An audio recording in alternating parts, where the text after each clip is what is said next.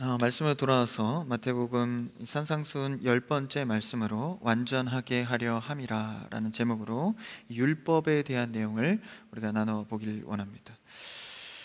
예수님의 산상순을 배우고 있는데 그 말 그대로 예수님께서 산에 올라가셔서 가르친 팔복의 말씀과 더불어 하늘나라에 소속된 하늘 시민권자로서 이제 우리가 어떻게 살아가야 하는지를 하나님께서 예수님을 통해 직접 가르쳐주는 말씀입니다.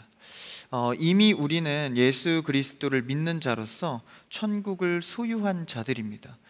그러므로 예수님께서는 이 팔복 말씀을 통해서 너희는 복된 자다, 그러므로 너희는 이렇게 살아야 한다라고 우리에게 알려주셨죠.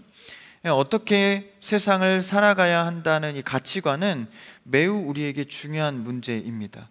어떤 일을 하든 말을 하든 또 하루의 삶을 살더라도 이 가치관 안에서 살아갈 때 이제 하나님의 뜻과 의미를 발견해 갈 수 있는 것이죠.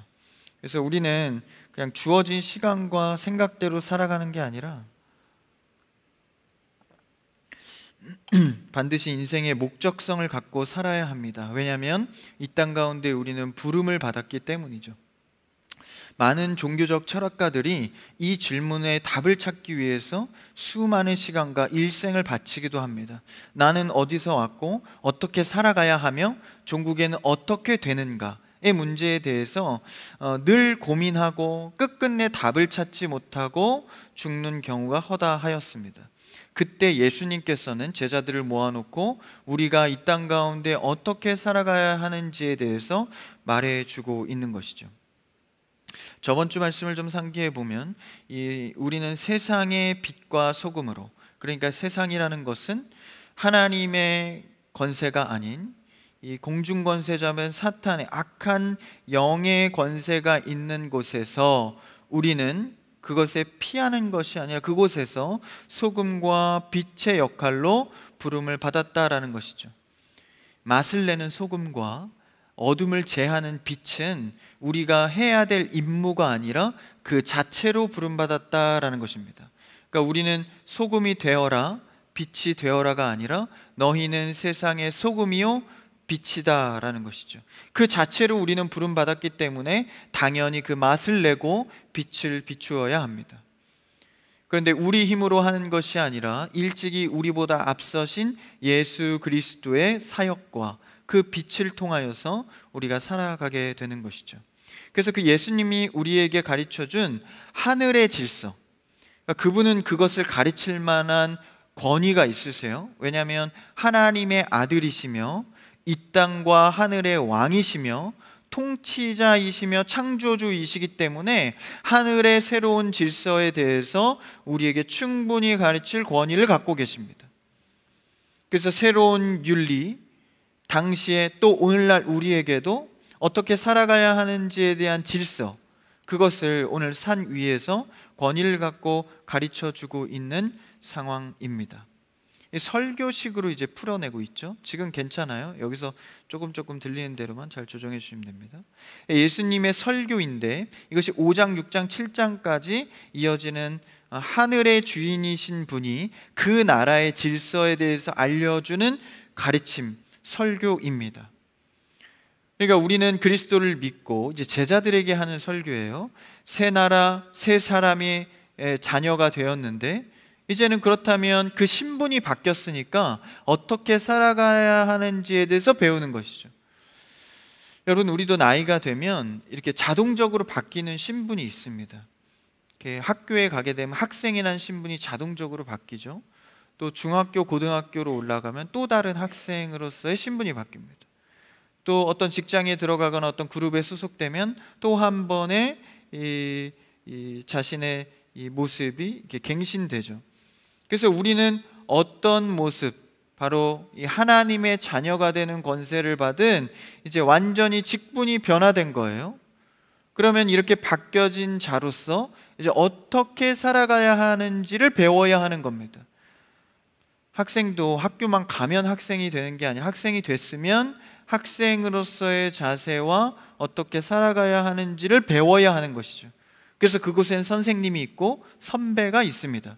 마찬가지로 하늘의 권세, 그 질서를 알고 계신 통치자 예수님께서 우리에게 직접 설교하여 가르쳐 주신다는 것은 매우 우리에게 큰 의미를 갖습니다.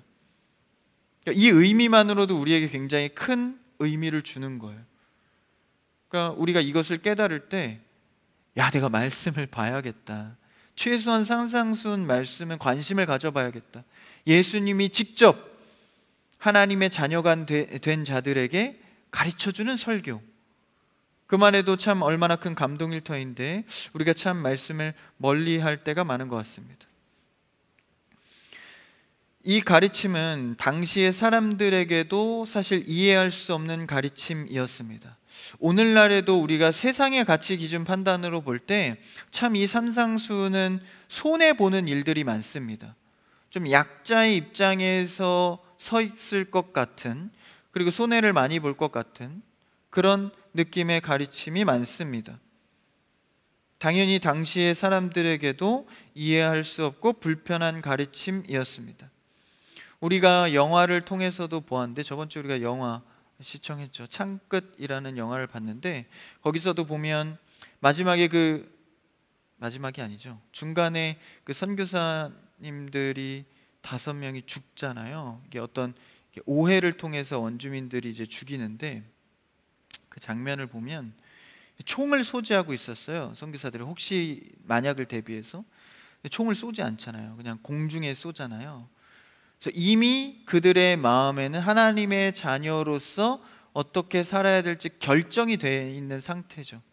그러니까 일단 내가 죽게 생겼는데 당연한 세상의 가치 아니에요? 내 목숨보다 중요한 게 어디 있겠어요? 내가 죽게 생겼을 때에는 비록 사랑하는 자일지라도 총을 쏠 수 있는 거 아닙니까? 저는 아닌데요, 선생님. 저랑은 달라. 근데 이제 우발적으로라도 쏠 수 있는 거예요. 근데 이미 마음의 결정이 그들은 그러하지 않았죠. 세상의 빛과 소금의 역할을 감당하게, 아니 그 세상과 빛의 소금으로서 부름받았기 때문에 의를 위하여, 다시 말하면 그리스도를 위하여 박해를 받는 것은 복된 자다.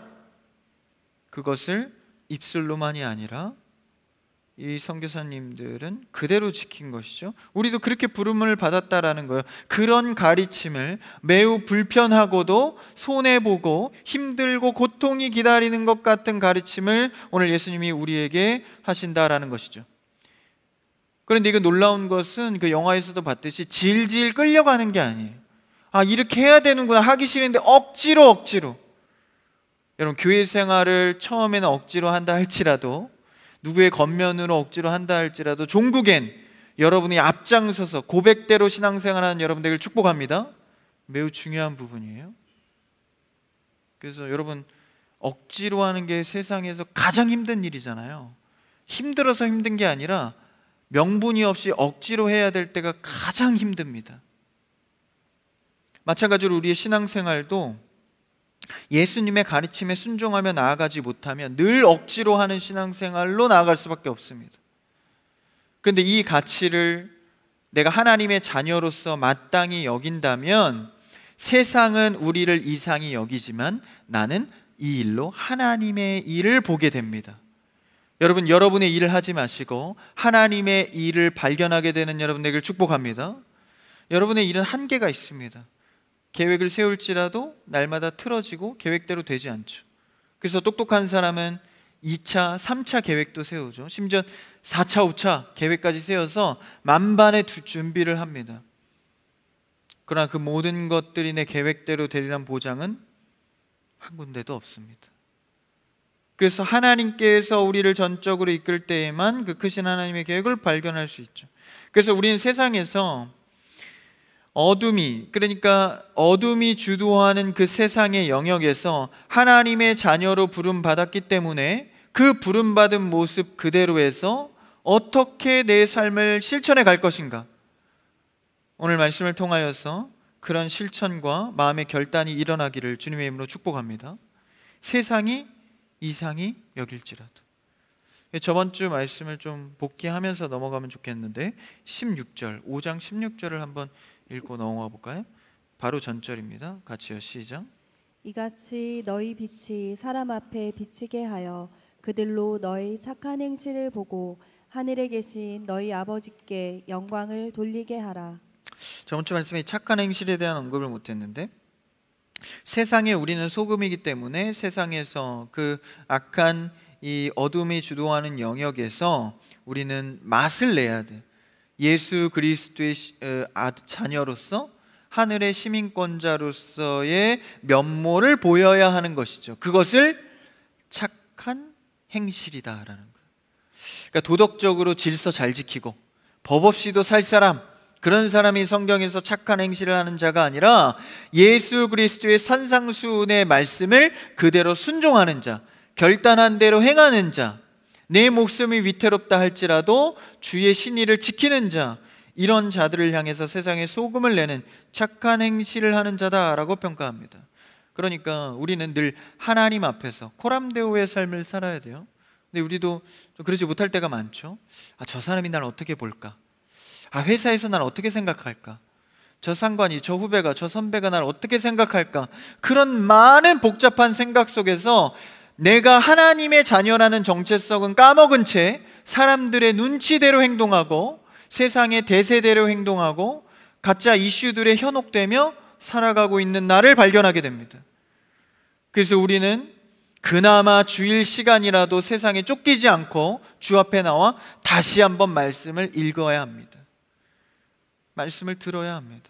그래서 그리스도인답게 살기 위해서 포기하고 손해보는 것을 각오하는 것, 말씀으로 순종하는 여러분 되기를 축복합니다.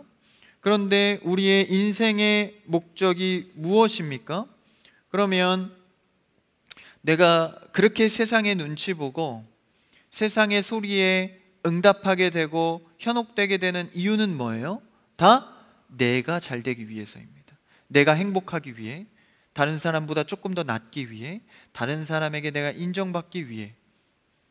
다 그런 흔들림과 눈치를 보는 이유는 모든 삶의 패턴이 내 위주로 되어 있기 때문입니다. 그런데 우리가 하늘의 시민권자로서 이 인생의 목적을 다시 바꿔내야 합니다. 절대적인 내 행복만을 위해 살아가는 것이 아니라 하나님과 나 사이에서 내가 거룩한 자로 서는 것, 그게 우리의 인생이 목적이 되어야 합니다. 여러분, 내가 생각하는 행복을 채운다고 해서 정말 내가 행복할까요?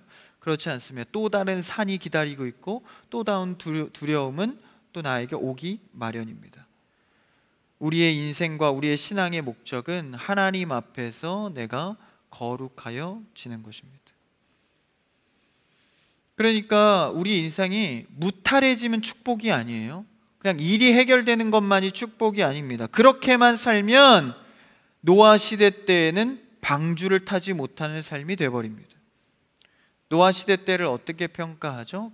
고대 시대 때는 시집가고 장가가고 먹고 마시는 것에 집중되어 있던 시기입니다. 사실 오늘날과 다르지 않죠? 그러니까 나 위주의 삶을 살았다라는 거예요. 그 삶으로 계속 가다가 그래도 난 크리스찬이야. 그렇지만 내 삶의 모습은 시가고 장가가고 어떻게 하면 행복할까? 어떻게 하면 돈을 많이 벌까? 어떻게 하면 내가 잘 살 수 있을까? 먹고 마시는 것에 집중하여 살다가 막상 갑자기 하나님께서 폭우가 내리는데 이 땅이 모두 잠길 것이고 방주에 들어간 자만이 살 것이다. 그런 예언을 한다면 들어오겠어요? 그거는 나중에 들리고 그거 잘 모르겠고 오늘 일단 내가 먹고 마시는 것, 그거에 익숙해져 있을 때 하나님의 음성과 방법이 들리고 보이지 않는 것이죠. 그러면 먹고 마시는 문제를 신경 쓰지 말라는 것인가? 그것이 아닙니다. 이것만이 인생이 목적이 돼서 달려가는 것을 하지 말라는 것이죠.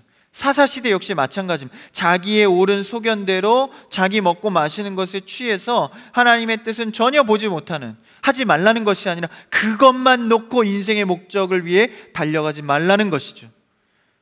이미 이것에 성공을 이룬 사람은 세상에 너무나도 많습니다. 먹고 마시는 문제, 많은 것을 채우고 많은 것을 누리는 사람은 많습니다. 근데 그들이 과연 참된 행복을 누리며 살아가고 있을까요? 또 그들도 그들만의 문제 속에서 여전히 살아가고 있습니다. 우리의 목적은 하나님 앞에 거룩하게 서는 것, 그것이 하나님께서 주시는 우리에게 참된 행복입니다. 내가 잘 되는 것에 결정되어지지 않는다라는 것이죠. 그래서 세상적 행복은 다른 사람보다 조금 더 잘 되는 것, 내가 좀 물질적으로 풍요하고 내 스펙이나 내 지식이 좀 더 쌓이는 것, 그런 상대적 개념으로 세상은 행복하다고 말하지만 우리는 그렇지 않습니다. 하나님 앞에 내가 자녀로서 거룩하게 서는가, 이것이 하나님의 우리를 향한 평가입니다. 천국도 그래요. 하늘의 질서인데 천국의 개념이 만약에 세상보다 조금 더 잘 사는 것, 그러니까 세상에서 좀 많이 버는데 더 많이 버는 게 천국, 와 너무 행복하겠다, 이것이 천국이라면 사실 우리의 신앙은 굉장히 불행한 신앙입니다. 좀 더 나은 세상, 그것이 천국관이 아니라 우리의 천국관은 하나님과 함께 거룩한 자녀로서 온전히 서게 되는 것, 그게 우리의 인생에, 우리 인간이 참된 평안을 누리는 것이다 라는 것이죠. 그래서 우리는 예수님이 가르쳐 주신 삶의 목적과 방식을 추구하는 그 속에서 삶의 행복을 느낄 수 있습니다. 인간이 가장 인간된, 가장 사람이 사람답게 사는 것, 주님 가르쳐 주신 삶의 방식에 들어있다라는 것이죠. 최소한 우리가 하나님의 자녀로 부름을 받았다면 이 예수님의 말씀에 귀를 기울여야 합니다. 그것이 오늘까지 계속 전해오는 산상수훈의 말씀입니다. 그렇다면 실제 인생에서 어떻게 해야 하는지를 알려주고 있는데, 이제 오늘 본문의 17절을 한번 읽어볼까요? 본문 17절 같이요, 시작. 내가 율법이나 선지자를 폐하러 온 줄로 생각하지 말라. 폐하러 온 것이 아니요 완전하게 하려 함이라. 모세오경에는 수많은 율법이 있습니다. 무엇을 해라, 무엇을 하지 말아라, 수백 가지의 조항이 있는데 이런 율법을 또 해석하여 가르쳐주는 누가 있죠? 선지자들이 있습니다. 구약시대 때 많은 선지자들이 이 말씀을 갖고 활동을 했죠. 하나님의 말씀을 직접 받기도 하고요. 그런 율법이나 선지자를 폐하러 온 줄로 생각하지 마라. 이것을 없애고 새로운 것을 하려고 내가 하는 줄로 착각하지 말라는 거예요. 오히려 이 율법을 없애려 온 것이 아니라, 이게 지금 예수님이 하신 말씀입니다, 완전하게 하려, 다시 말하면 완성하기 위해 내가 너에게 온 것이다 라는 것이죠. 그럼 왜 율법을 완성해야 하나요? 여러분, 율법을 처음에 하나님께서 수여할 때 언약하신 게 있어요. 이 율법을 지키는 자라야만이 하늘, 천국에 갈 수 있다. 그러니까 율법을 지켜야 하나님의 자녀인 거예요. 그렇게 율법이 수여됐는데 율법을 다 지키는 자가 있었던가요? 구약에? 의인은 없으되 하나도 없습니다. 그러면서 로마서 말씀에 사도 바울이 뭐라고 말하죠? 율법은 우리가 누구인지를 밝혀내는 기능을 한다라고 말합니다. 그러니까 율법을 통해서 고대 사람들이 깨달은 것은 오직 하나입니다. 메시아, 나를 구원할 메시아 외에는 내가 율법을 지킬 수가 없구나. 그래서 뭐가 생겨난 거예요? 메시아 대망사상, 예수 그리스도가 이 땅 가운데 오실 것을 고대하며 살아갔던 자들입니다. 그것을 미리 땡겨서 어린 양을 죽여서 제사하잖아요. 그게 이제 예수 그리스도의 상징의 제사인데, 그렇기 때문에 우리는 율법이나 선지자의 말씀을 지킬 사람이 아무도 없는 겁니다. 그래서 메시아만 기다려왔는데 그 중간에 율법 교사들이 신약으로 넘어오면서 유대인들과 종교 지도자들 시각에서는 예수님이 이 율법을 자꾸 어기는 거예요. 대놓고 어기는 거예요. 과부를 만나고 죄인을 만나고 병든 자를 만나서 안식일에 고쳐주고, 이런 것들은 다 율법에 어긋나는 것들이거든요. 그러니까 문자적으로 말입니다. 그러니까 문자적으로 어긋나, 그 본의는 예수님 안에 있는데 그것을 알지 못하고 단순히 율법 조항을 어기는 것을 통하여서 야, 우리의 수여된 율법을 대놓고 어기는구나. 근데 이 율법학자들은요, 당시 하나님이 준 율법뿐만 아니라 자신들이 만든 율법이 훨씬 더 많았습니다. 그러니까 사람들을 통제하기 위해서 이 신앙의 기득권을 가진 자들이 율법 조항을 만들어 버리는 거예요. 마치 자신이 하나님인 것처럼. 그래서 로마 가톨릭 시대에도 그런 교황들이 그런 조항을 많이 수천 가지의 조항을 만들었잖아요. 마찬가지로 고대 때에도 그런 수많은 조항을 율법 교사들이 만든 겁니다. 그래서 자신들은 지키지 않으면서 백성들에게 이것을 지키지 않으면 천국에 가지 못한다고, 그렇죠? 자신들이 만든 율법으로 하나님의 말씀을 망가뜨렸다라는 거예요. 그러니까 굉장히 신앙의 혼란을 겪게 된 것이죠. 그러나 예수님께서는 이것을 폐하러 온 것이 아니라 완성하러 왔다. 그러니까 이것은 구약 때부터 약속한 하나님 나라에 대한 이야기인데, 이 율법을 지킬 때에 하나님의 나라가 임하고 천국에 들어가는데, 광야에서도 가나안 땅에서도 사사시대에서도 누구나 다 이 율법을 갖고 있었지만 모두 다 실패했다라는 거예요. 그래서 지금 예수님이 말씀하시는 것은 전혀 새로운 나라가 아니라 구약에 계속 번번이 실패했었던 율법을 말하는 것입니다. 그것에 대한 좌절, 이루어지지 못한 인간의 한계, 그렇지만 이제 내가 그것을 이루러 왔다라는 것이죠. 너희가 하지 못하니 내가 대신 하러 왔다라는, 직접 오셨다라는 것입니다. 그래서 우리는 이 예수 그리스도의 직접 오심을 통하여서 그분만 소유하면 이제는 율법의 완성으로 인정을 받는 겁니다. 왜냐하면 그분이 율법을 완성하셨기 때문입니다. 그 내용은 뒤에서 보도록 하고, 한번 18절을, 그 다음 절을 한번 볼까요? 18절 시작. 진실로 너희에게 이르노니 천지가 없어지기 전에는 율법의 1.1획도 결코 없어지지 아니하고 다 이루리라. 예수님의 화법을 자세히 보시면 천지가 없어진다는 것이 가능한 일인가요? 불가능한 일이죠. 그러니까 우리 그런 이제 표현하잖아요. 세상이 무너지지 않고서야 그런 일은 없어. 그 말이 의미가 뭐죠? 그런 일은 절대 안 일어나 라는 표현이잖아요. 예수님이 그 화법을 쓰고 계신 겁니다. 천지가 없어진다, 이것은 불가능한 것이니까 그만큼 그것이 이루어지지 않는다라는 얘기를 하는 거예요. 지금 몇 절이죠? 18절에 율법에 없어진, 사라지는 것은 1.1획도 있을 법한 일이 아니다. 그러니까 나는 율법을 없애러 온 것이 아니다. 하나님의 말씀은 오류가 없고 영원하셔서 그 율법은 사라지지 않습니다. 그것을 완성하냐 실패하냐의 문제인 것이죠. 우리 입장에서는 실패하였고 언약을 우리가 깼죠. 지키지 못했습니다. 그래서 예수님이 인간의 옷을 입고 이 율법을 대신해서 지신 겁니다. 우리가 못하니까. 근데 신적으로 율법을 완성할 수도 있겠지만 왜 인간의 옷을 입고 율법을 완성하셨죠? 하나님의 공의에 맞아야 하니까. 신적으로 율법을 완성하는 것은요, 하나님의 공의의 심판에 맞지 않습니다. 왜? 인간이 어겼기 때문에. 그래서 이 계약 조건상 예수님이 인간의 옷을 입고 율법을 완성하셔야 우리의 율법이 어긴 것이 다시 갱신돼서 완성이 되는 것입니다. 이런 복잡한 공의의 문제가 있기 때문에 예수님이 직접 나서신 거다라는 거예요. 그것을 일찍이 예수님을 그림자로서 알았던 구약시대 사람들은 예수님이 오셔야 해결되는 것을 알고 있었던 것이죠. 그래서 예수님이 오시기만을 바랬던 것입니다. 그런데 유대인들이 그렇게 바래놓고도 진짜 예수님 오셨을 때 알아보지 못하죠. 이 말씀을 잘못 알고 있었기 때문입니다.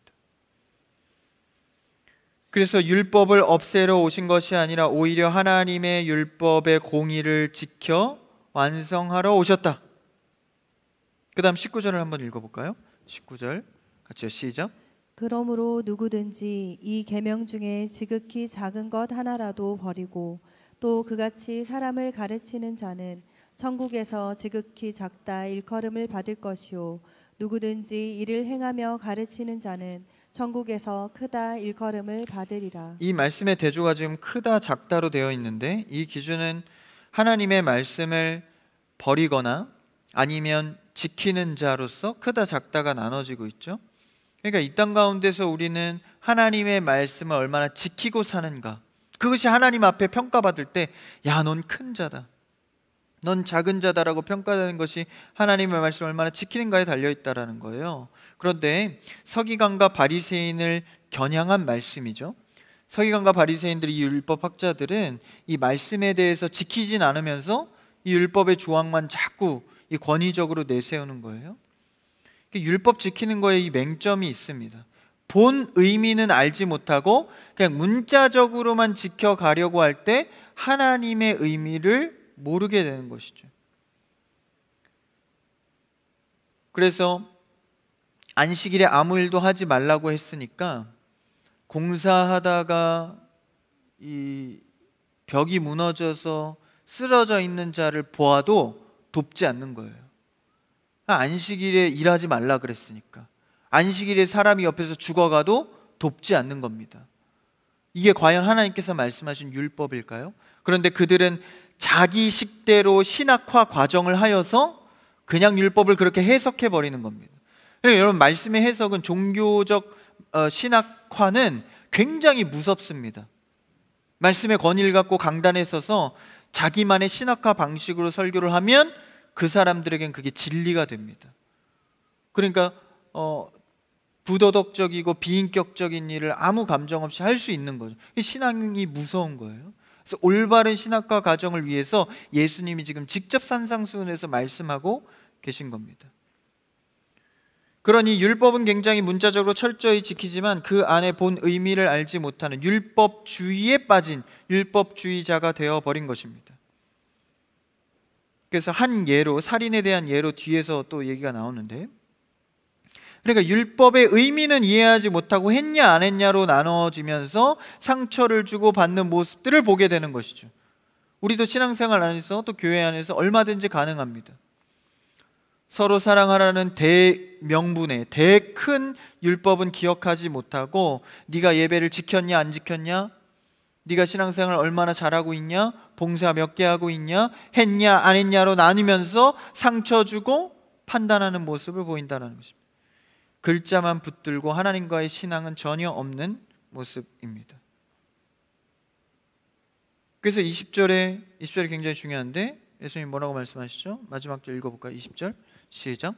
내가 너희에게 이르노니 너희 의가 서기관과 바리새인보다 더 낫지 못하면 결코 천국에 들어가지 못하리라. 예수님 당시의 서기관과 바리새인들은 자신들은 지키지 않으면서 자신들이 더 많이, 하나님보다 더 많이 만들어놓은 율법을 강요하면서 사람들을 숨도 못 쉬게 그 권위로 눌러버린 것이죠. 그래서 예수님께서 뭐라고 말씀하십니까? 수고하고 무거운 짐진 자들아 다 내게로 오라. 내게 와서 배우라. 내게 와서 배우는 것은 내 멍에는 쉽다라는, 쉽다. 이 당시의 서기관과 바리새인들의 가르침은 굉장히 어려웠습니다. 문자적으로 다 지켜야 했기 때문이죠. 그런데 예수님께 나오기만 하면 왜 쉽습니까? 예수를 소유한 자는 율법의 완성을 이룬 것으로 하나님이 인정해 주시기 때문입니다. 그래서 오늘날 우리가 예수님 시대 이후에 뭘 누려요? 은혜의 시대이기 때문에 그 예수님의 만들어 놓은 것을 누리는 시대입니다. 믿기만 하면, 그를 알기만 하면, 그를 고백하기만 하면 그의 의가 내 것이 되는 거예요. 이거보다 쉬운 신앙이 어디 있습니까? 그렇죠? 내 안에 그리스도가 들어오면 모든 의를 이룬 것입니다. 왜 그렇게 될까요? 예수님께서 인간의 몸을 입고 오신 의미, 아까 설명하였죠? 그 의미가 구체적으로 어떤 의미를 갖냐면 이 두 가지 의미를 갖습니다. 이 첫째는 아담 때부터 우리가 어그러진 죄 때문에 우리가 하나님과 가까워질 수 없는 거거든요. 그 죄를 해결하지 않고는 결코 천국에 들어갈 수가 없습니다. 그 죄를 해결하기 위해서 예수님이 이 땅 가운데 오셔서 첫 번째 십자가를 지셨죠. 모든 죄를 한 몸에 받으시고 우리를 대신해서 십자가로 값을 지불하셨습니다. 그런데 그 십자가 두 번째 조건이 하나 있습니다. 뭐냐면 이 땅 가운데에 살아가는 것, 그러니까 아무 죄가 없이 살아내야 하는 조건이 하나가 필요합니다. 예수님을 성경에서 뭐라고 표현하죠? 그분은 인간의 몸을 입으셨으되 뭐는 없으시죠? 죄는 없으셨습니다. 그게 성경의 평가거든요. 그러니까 예수님은 죄는 없으시되 인간의 몸을 입었기 때문에 십자가를 통하여서 우리를 대속할 조건이 있으신 겁니다. 그러니까 죄 없이 살아내시는 것, 십자가를 대신 지시는 것, 이 두 가지를 통하여서 우리에게 그 의를 전가시켜 주었다라는 거예요. 그것을 성공하시고 부활하셔서 승천하시고 우리에게 성령을 보내시사 그 의를 전가시키는 일을 지금도 하고 계십니다. 그러니까 성령 하나님을 통하여서 예수 그리스도의 의가 내 안에 들어오기만 하면 우리가 지은 죄에 대해서 자유함을 얻는 거예요. 하나님이 보시기에 너는 의롭다라고 말합니다. 이걸 신학적 용어로 칭의라고 합니다. 의롭다 칭해 주는 거죠. 그러니까 이게 하나님의 공의를 의를 이루면서도 자비의 사랑을 입은 모습입니다. 이것을 좀 쉽게 이야기하면 제 옷에 흰 셔츠에 이제 우리 한국 사람이니까 김치 국물이 이렇게 쳤어요. 그럼 이걸 죄라고 의미한다면 보이잖아요.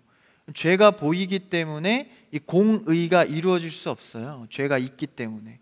그런데 예수님께서 새로운 인생으로 하얀 죄 없는 이 천을 덧대시는 거예요. 죄는 아직 있죠. 덧댔을 뿐입니다. 근데 하나님의 공의에는 죄 없음으로 이 상태가 하나님께 갈 수 있는 상태가 된 거예요. 하나님은 이것을 보시고 의롭다, 그냥 칭의, 그의 권세대로 인정해 주시는 겁니다. 그럼 이 상태, 예수 그리스도를 통하여서 우린 의를 입어 하나님께 나아갈 담력을 얻게 되는 것이죠. 그럼 우리는 그 자체로서 그리스도의 의를 힘입어서 주 앞에 서게 되는 것입니다. 이것을 하기 위해 우리 가운데 오셔서 말씀으로 가르치시고 우리를 깨닫게 하셔서 주의 자녀로 살아가게 한다라는 것입니다. 그러니까 우리는 더 이상 죄의 종노릇하지 않는 겁니다. 이미 이겨놓고 싸우는 거예요. 죄가 이 땅 가운데 아직 예수 그리스도가 다시 오시지 않았기 때문에 이 땅 가운데 공중권세 잡은 사탄의 영들은 아직도 있습니다. 그래서 우리를 괴롭히죠. 그러나 우리를 괴롭히지만 완전히 넘어뜨릴 수 없는 것은 우리는 이제 그리스도의 의로 살아가는 자들이기 때문입니다. 얼마나 좋아요? 그래서 우리는 이제 이 율법을 사모하게 되는 역할로 바뀐 거예요. 그러니까 전에는 막 지키기 위해 애써야 했다면 이제는 지키지 않아도 그리스도의 의만 있으면 해방을 받았어요. 그러나 너무 그리스도를 통해서 큰 은혜를 받았기 때문에 그 율법을 좋아하게 되는 겁니다. 계속 말하는 산상수훈의 원리가 그거예요. 이걸 지키면 복된 자야가 아니라 널 내가 불렀으니 넌 이렇게 자연스럽게 살 수밖에 없어. 그리스도의 의를 힘입으면 말씀이 좋아지는 겁니다. 할렐루야. 말씀이 사모해지는 거예요. 그래서 사실 가장 우리 자녀들이 뭔가를 잘할 때가 언제죠? 본인이 좋아서 할 때 아닙니까? 여러분들도 억지로 하려면 그 일이 정말 힘들잖아요. 우린 좋아서 하게 되는 일들에 대해서 굉장히 잘 되어지는 것을 봐요. 이 신앙도 마찬가지입니다. 그리스도의 의 때문에 우리는 율법의 순종을 즐거이 여기는 것이죠. 주의 자녀로 순종하는 여러분에게 축복합니다. 한 가지 예만 보고 오늘 마칠 텐데 그 다음 절, 오늘 본문에 읽진 않았지만 21절을 한번 읽어볼까요? 21절 시작. 옛 사람에게 말한 바 살인하지 말라. 누구든지 살인하면 심판을 받게 되리라 하였다는 것을 너희가 들었으나. 이제 살인에 대한 문제인데 10계명에서는 6계명이죠. 누구나 이제 문자적으로는 살인하는 게 쉽지는 않죠. 그렇죠? 저도 이 살인죄에 대해서는 자유합니다. 살인한 적이 없는데 문자적으로는 살인하지 말라는 것은 쉽게 지킬 수 있어요. 그렇죠? 누구든지 살인한 자는 심판을 받게 된다. 살인하면 안 된다라는 당시의 율법이죠. 근데 율법의 이해를 오늘날 우리도 그렇고 당시에도 그냥 물리적으로 죽이지만 않으면 되겠구나 이렇게 생각한 거예요. 근데 예수님은 다르게 말합니다. 예수님의 해석을 22절에서 볼까요? 22절 시작. 나는 너희에게 이르노니 형제에게 노하는 자마다 심판을 받게 되고 형제를 대하여 나가라 하는 자는 공에 잡혀가게 되고 미련한 놈이라 하는 자는 지옥불에 들어가게 되리라. 보니까 보십시오. 21절에 보니까 이 심판의 단어와 22절의 심판은 같은 단어거든요. 그러니까 살인죄라는 것은 단순히 사람을 찔러 죽이는 것만이 살인죄가 아니라 형제에 대하여서 하나님이 선택하고 하나님이 자기의 형상대로 만든 그 영혼에 대해서 노하고 화내는 자, 똑같은 단어의 심판을 받게 된다는. 또한 두 번째, 형제에 대하여서 라가라, 나가라 이게 아니라 라가라는 것은 이 욕입니다. 당시의 언어로 욕인데 정확하진 않아요, 어떤 욕인지. 근데 뭐 거의 이제 죄송합니다, 쌍욕에 가까운 단어예요. 형제에 대하면서 욕하는 자, 욕설을 뱉는 자, 그에게 치욕을 안겨주는 자는 공의에 잡혀가게 된다. 똑같은 심판이죠. 또 마지막으로 미련한 놈이라 하는 자, 평가죠. 자기 맘대로 형제를 평가해서 격하시키는 자, 이거 좀 읽기도 무서운데, 지옥불에 들어가게 된다. 이상하네요. 천국과 지옥을 가르는 것은 뭐에만 기준이죠? 믿음으로만인데 여기서 분명히 지옥불에 들어간다고 나와 있습니다. 다시 말하면 믿는 자, 하나님의 자녀는 이런 일들에 대해서 할 수 없다라는 것입니다.